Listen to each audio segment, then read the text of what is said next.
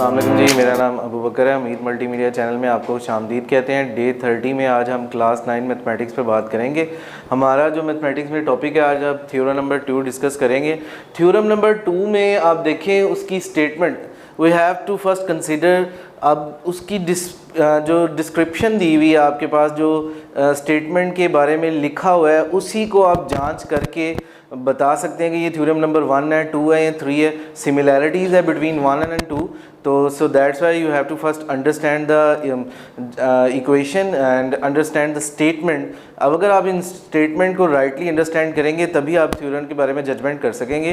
Theorem number 2 आपके पास कहता है कि एनी पॉइंट, कोई भी नुक्ता, equidistance from the end point of the line segment, अगर लाइन सेगमेंट पर वो मौजूद हो तो उसका फासला राइट बाइसेक्टर बनने के बाद एक जैसा होगा। मिसाल के तौर पर आपके पास एक लाइन सेगमेंट मौजूद है ए बी, जैसा कि इस डायग्राम में आपको शो हो रहा है कि ये एक लाइन सेगमेंट है ए बी। इसके ऊपर एक पॉइंट उसने कहा कि यहाँ से उसने एक एल्टीट्यूड ड्रा किया, यहाँ पर एक पॉइंट है जिसका नाम है पी। अब पी से जो फासला बनेगा इस थ्योरम की रूह से वो बराबर होगा। अब वो कहता है कि ए बी एक लाइन सेगमेंट है। ऑब्वियसली मैंने फर्स्ट ऑफ ऑल पहले ए बी एक लाइन ड्रा की, उसको हमने ए बी के लाइन सेगमेंट से नाम दिया। फिर उसने कहा कि उस पर एक पॉइंट है, हमने एक पॉइंट बना दिया, उसका नाम पी दे दिया। फिर उसने कहा कि पी से, अब यहाँ से हमने P को पहले A से मिलाया, फिर हम P को मिला देंगे B से, तो दो आपके पास साइडें आ गई। तो ये बात बताना चाह रहा है गिवन के अंदर, उसने कहा AB एक लाइन है, उस लाइन पर एक पॉइंट है जिसका नाम P है, उससे P से हमने P को A से मिला दिया और P को B से मिला दिया। इस लिहाज से P और A का जो फासला है वो भी आपस में बराबर है और जो P और B का फासला है वो भी आपस में बराबर है। ये बात हमें थ्योरम की जो है वो स्टेटमेंट से समझ आई, इसी को हमने गिवन का नाम दिया। अब हमने जो साबित करना है, जो मसले की टू प्रूव होती है, उसे उर्दू में मतलूब कहते हैं, उससे हमने साबित करना होता है। वो कहता है कि पॉइंट P, ये जो अभी आपने पॉइंट P बनाया है ऑन द राइट बाइसेक्टर, क्या ये AB लाइन पर राइट बाइसेक्टर बनाता है? ऑब्वियसली ये बनाता है। जब आप देखें तो हमारे पास एक लाइन सेगमेंट AB था, तो हमने ऊपर से एक एल्टीट्यूड ड्रा किया, तो एक ट्रायंगल इस तरफ बन गई और एक ट्रायंगल इस तरफ बन गई।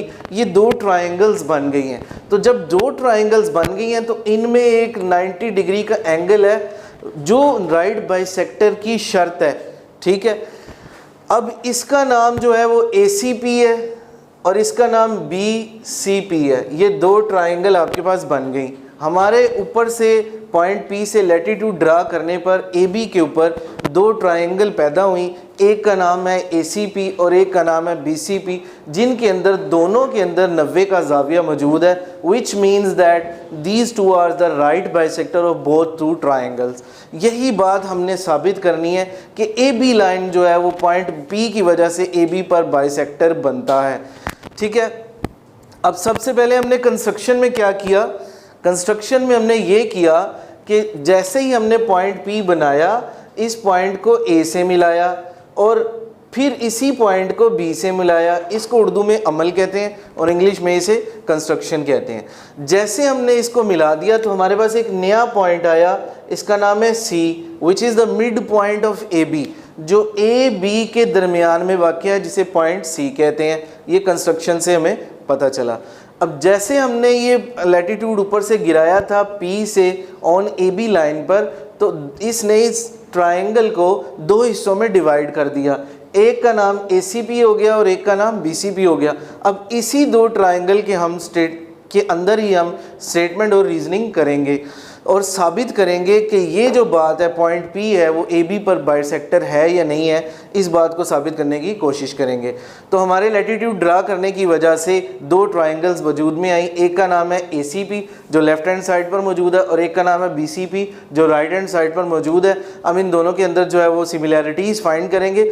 ये जो अलामत है ये जाहिर करती है similarities between two triangle, Urdu में इसे मुताबिकत कहते हैं। अब दो ट्रायंगल एक दूसरे के लिहाज से इक्वल कैसे हो सकती हैं? या तो उनकी तीनों साइडें आपस में इक्वल आ जाए, किसी एक ट्रायंगल की तीन साइडें किसी दूसरी ट्रायंगल की तीन साइडों के इक्वल आ जाए तो वो एक ट्रायंगल दूसरी ट्रायंगल के इक्वल आ जाती है, या किसी के कुछ एंगल और किसी की कुछ साइडें आपस में किसी दूसरी ट्रायंगल की साइड्स और एंगल के इक्वल आ जाए तो वो दोनों आपस में इक्वल कंसिडर होती हैं।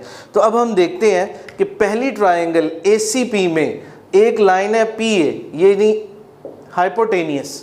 इसी तरह इसी से रिलेटेड एक और लाइन है दूसरी ट्राइंगल में बी पी, जो सेम इसी सिनेरियो पे सेम इसी तरीके से उधर भी पड़ी हुई है। अगर इस ट्राइंगल में वितर हाइपोटेनियस ए पी लाइन है और दूसरी ट्राइंगल में पी बी लाइन जो है वो भी इसी सीन में पड़ी हुई है, यानी वो भी वितर की शक्ल है, तो तभी ये दोनों आपस में बराबर कंसीडर हो सकती हैं। इस बात का जिक्र हमने गिवन में किया था, तो हम रीजन में इसको गिवन लिखेंगे। अब इसी तरह एक और साइड जो है दोनों ट्राइंगल में कॉमन है, वो है जी पीसी लाइन। इस ट्राइंगल में भी पाई जा रही है, एसीपी में भी पाई जा रही है और बीसीपी में पाई जा रही है। तो मैं लिखूंगा कि पीसी लाइन बराबर है पीसी के, तो इस बात को हम कहेंगे कि ये दोनों ट्राइंगल में कॉमन है। रीज़न हम दे देंगे। अब दो साइडें तो हो गई, तीसरी साइड पड़ी बची यानी बेस। अब बेस इस ट्राइंगल में AC है और दूसरी ट्राइंगल में BC है, तो मैं कह दूंगा कि इस ACP का बेस AC है यानी AC लिखा, और BCP ट्राइंगल का बेस BC है, तो वो दोनों यानी इस ट्राइंगल की तीन साइडें किसी दूसरी ट्राइंगल की तीन साइडों के इक्वल होगी। सो दैट्स वाई ACP बराबर है ट्राइंगल BCP के।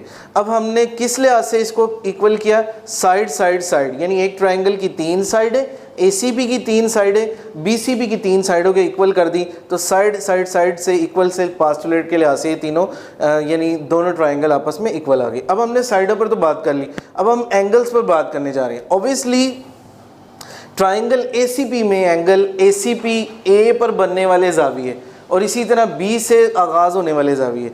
अब ये पूरी ट्राइंगल ACP में एक एंगल है, इसी तरह BCP में भी एक एंगल है, ये भी दोनों आपस में बराबर हैं।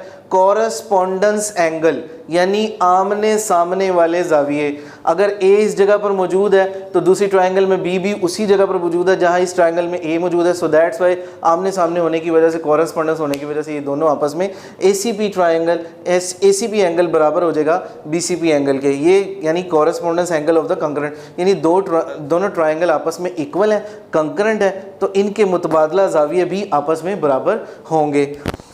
इसी तरह अगर बात की जाए कि इस ट्राइंगल का सम ऑफ द एंगल क्या है, ACP में जो तमाम एंगल्स का मजमुआ है वो आपस में बराबर है 180 डिग्री का।